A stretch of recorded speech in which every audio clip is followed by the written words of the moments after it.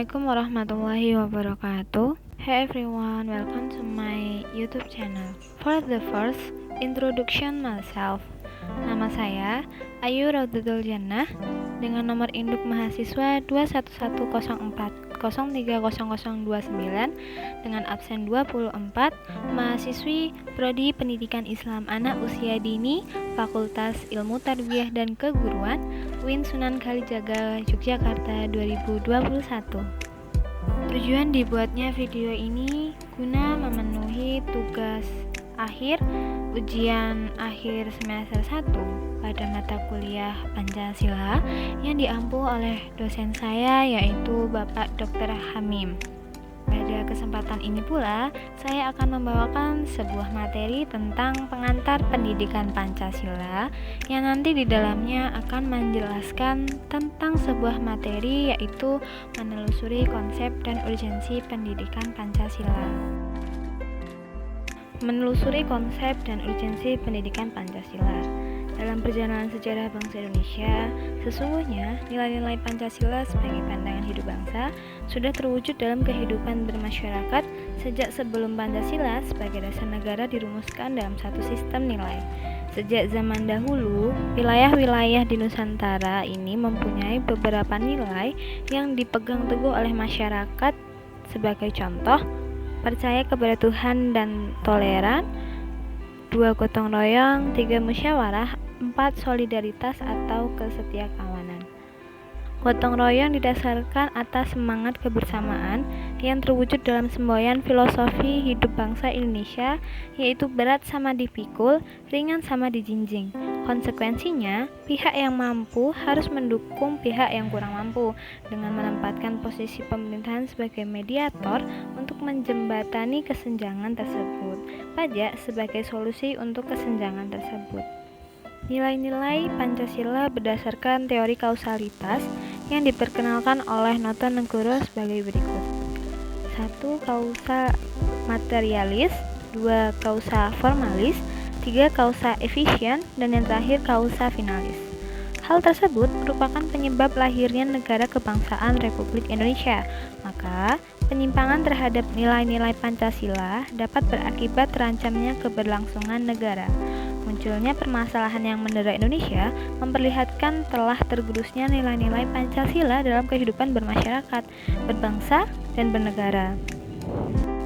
Permasalahan-permasalahan yang muncul dan mendera Indonesia, yaitu yang pertama, masalah kesadaran berpajak, masalah korupsi, masalah lingkungan, masalah disintegrasi bangsa, masalah dekondensi bangsa, masalah narkoba, masalah penegakan hukum yang berkeadilan, dan masalah terorisme. Adapun salah satu contoh permasalahan yang muncul dan mendera Indonesia itu salah satunya pada masalah kesadaran berpajakan. Free rider, menikmati manfaat pembangunan tanpa berkontribusi melalui pajak. Hal ini diibaratkan seperti penumpang kereta api yang tidak membeli tiket tetapi menikmati manfaat transportasi tersebut. Contoh pada masalah korupsi yaitu unjuk rasa mahasiswa menentang korupsi. Kemudian pada masalah lingkungan terjadinya gunung sampah di Bantar Gebang. Dengan memperhatikan masalah tersebut, maka pendidikan Pancasila sangat penting untuk diajarkan pada berbagai jenjang pendidikan, khususnya di perguruan tinggi. Urgensi pendidikan Pancasila di perguruan tinggi yaitu agar mahasiswa tidak tercabut dari akar budayanya sendiri dan agar mahasiswa memiliki pedoman atau kaidah penentuan dalam berpikir dan bertindak dalam kehidupan sehari-hari dengan berlandaskan nilai-nilai Pancasila. Urgensi pendidikan Pancasila bagi mahasiswa sebagai calon pemegang tonggak estafet kepemimpinan bangsa untuk berbagai bidang dan tingkatan, yaitu agar tidak terpengaruh oleh paham-paham asing yang negatif. Dengan demikian, urgensi pendidikan Pancasila di perguruan tinggi dengan meminjam istilah Branson, yaitu sebagai bentuk civic discipline yang dapat menjadi landasan untuk pengembangan civic knowledge dan civic skills mahasiswa. Adapun visi dan misi mata kuliah pada pendidikan Pancasila sebagai berikut. visi pendidikan Pancasila, yang ini terwujudnya kepribadian sivitas akademika yang bersumber pada nilai-nilai Pancasila. Sedangkan misi pendidikan Pancasila sendiri mengembangkan potensi akademik peserta didik, menyiapkan peserta didik untuk hidup dan berkehidupan dalam bermasyarakat, bangsa, dan negara. Yang ketiga, membangun budaya berpancasila sebagai salah satu determinan kehidupan.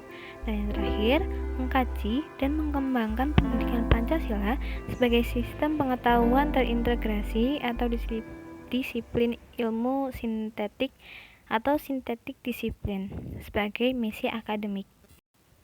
Dalam pembelajaran pendidikan Pancasila, 4 pilar pendidikan menurut UNESCO menjadi salah satu rujukan dalam prosesnya yang meliputi learning to know, learning to do, learning to be, dan learning to live together.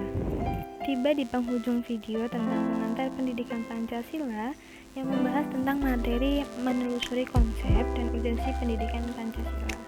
Cukup sekian dulu yang bisa saya sampaikan. Mohon maaf bila ada salah kata dan mohon maaf bila masih banyak kekurangan. Wassalamualaikum warahmatullahi wabarakatuh.